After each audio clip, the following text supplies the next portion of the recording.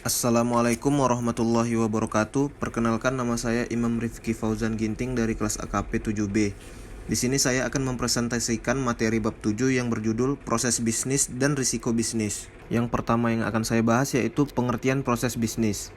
Suatu proses bisnis adalah sekumpulan tugas yang saling berhubungan yang berujung pada penyerahan barang atau jasa kepada klien. Proses bisnis juga didefinisikan sebagai sekumpulan kegiatan dan tugas yang berakhir pada pencapaian sasaran organisasi. Proses harus meliputi beberapa masukan tertentu dan suatu keluaran. Terdapat dua pendekatan yang dapat ditempuh auditor internal dalam mempelajari proses bisnis, yaitu yang pertama, top-down approach. Dalam top-down approach, auditor internal memulai pekerjaannya dari tingkat organisasi, yakni dari apa yang terjadi tujuan-tujuan organisasi. Kemudian dilanjutkan dengan menentukan proses-proses kunci yang mendukung tercapainya tujuan-tujuan organisasi tersebut. Dan yang kedua, bottom-up approach. Bottom-up approach dimulai dengan mengamati semua proses pada tingkat kegiatan. Pendekatan ini mewajibkan setiap area dalam organisasi mengidentifikasi dan mendokumentasi semua proses-proses di mana area tersebut terlibat atau bertanggung jawab. Proses-proses ini kemudian dihimpun sampai ke tingkat organisasi. Yang selanjutnya yang akan saya bahas yaitu penyempurnaan proses bisnis. Audit internal bisa memberikan dampak besar dalam meningkatkan proses bisnis. Keinginan para pemimpin korporasi agar para auditor internal membantu peningkatan sukses bisnis terus-menerus mereka utarakan. Audit internal dapat menerapkan berbagai pendekatan dalam menangani proyek-proyek perbaikan proses bisnis bertampak tinggi. Yang pertama yaitu pilih proses yang tepat. Audit internal dapat memulai proses perbaikan ini dengan memilih area bisnis yang dapat meningkatkan nilainya. Sebagaimana halnya dengan kegiatan yang berhubungan dengan audit, pendekatan berbasis resiko adalah cara terbaik untuk memilih area bisnis untuk proyek perbaikan. Yang kedua, peroleh dukungan pimpinan.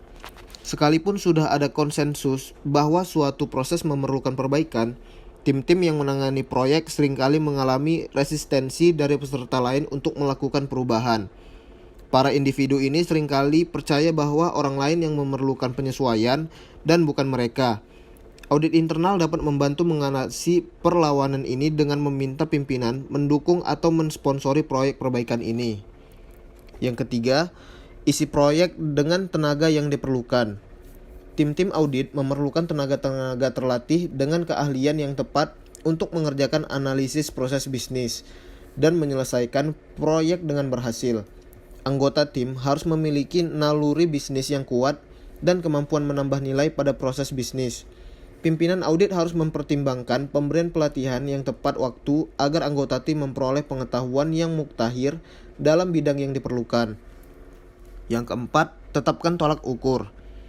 Dengan menetapkan tolak ukur untuk area yang dipilih untuk diperbaiki, audit internal mempunyai alat pengukur selama proyek berlangsung. Pertanyaan-pertanyaan yang harus diajukan adalah, yang pertama, apa standar kinerja untuk kegiatan di area ini? Yang kedua, apa yang dianggap praktik-praktik terbaik untuk fungsi yang ditangani? Dan yang ketiga, apa indikator-indikator kinerja kunci atau KPI? Yang terakhir, apa kunci keberhasilan dari fungsi yang ditangani? Yang kelima, identifikasi peluang-peluang untuk perbaikan. Lakukan gap analysis dan proses analisis yang memungkinkan audit internal mengidentifikasi adanya ketidakefisienan, tugas-tugas yang tidak mempunyai nilai tambah, dan peluang lain untuk perbaikan. Tujuan gap analysis adalah untuk menentukan area mana yang ada kesenjangan antara kinerja yang sebenarnya dengan tolak ukur yang ditetapkan. Yang keenam, melakukan pengujian transaksi.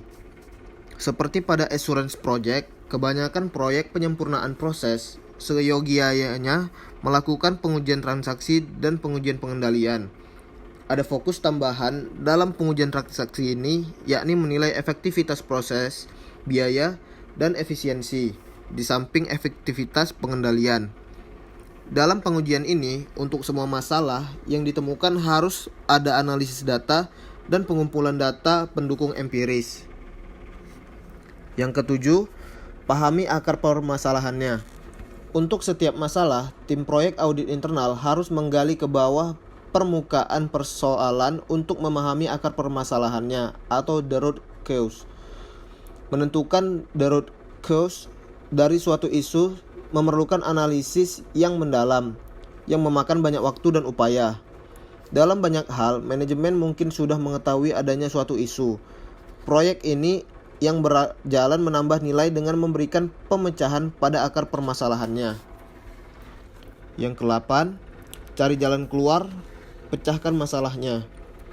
Sesudah tim proyek menentukan apa masalah-masalah atau isusnya, langkah berikutnya adalah membuat pemecahannya. Beberapa fungsi audit internal mengembangkan sendiri usulan-usulan pemecahan masalah, kemudian menyajikannya kepada pemilik proses. Yang ke-9, ceritakan kisah bisnisnya. Pendekatan terbaik dalam pelaporan proyek-proyek perbaikan ialah membuat laporan tetap ringkas, namun masih menceritakan kisah bisnisnya. Sebagaimana halnya dengan segala bentuk komunikasi di mana para auditor mengharapkan para eksekutif masih mau membaca. Laporan ini haruslah ringkas. Auditor internal harus memulai dengan isu yang paling penting. Jika laporannya tidak mulai dengan headlines atau pokok-pokok bahasan, para pembaca akan kehilangan arah dan tidak akan menangkap isu-isu terpenting.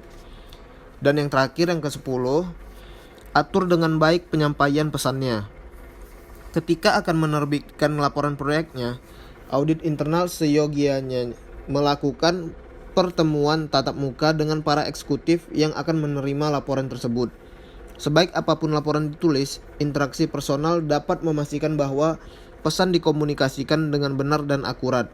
Pertemuan-pertemuan semacam ini juga membuka peluang untuk membangun hubungan yang lebih dekat dengan pimpinan bisnis.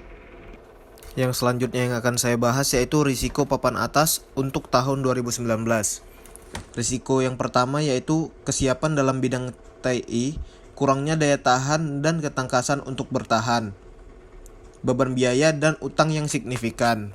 Risiko yang kedua, tantangan-tantangan dan kemampuan untuk menarik dan mempertahankan karyawan. Risiko yang ketiga, perubahan dalam ketentuan perundang-undangan dan penerapannya. Risiko yang keempat, kurang siapnya perusahaan dalam menghadapi ancaman cyber. Dan yang kelima, keengganan untuk berubah. Risiko yang keenam, kecepatan yang tinggi dari disruptif dan atau teknologi baru dalam industri. Risiko yang ketujuh, risiko dalam mengelola rahasia pribadi atau identitas dan risiko keamanan informasi. Risiko yang ke-8, ketidakmampuan memanfaatkan data analitik dan big data. Risiko yang ke-9, budaya organisasi tidak cukup mendorong identifikasi pada waktunya. Risiko yang ke-10, melanjutkan dan mempertahankan pelanggan akan semakin sulit.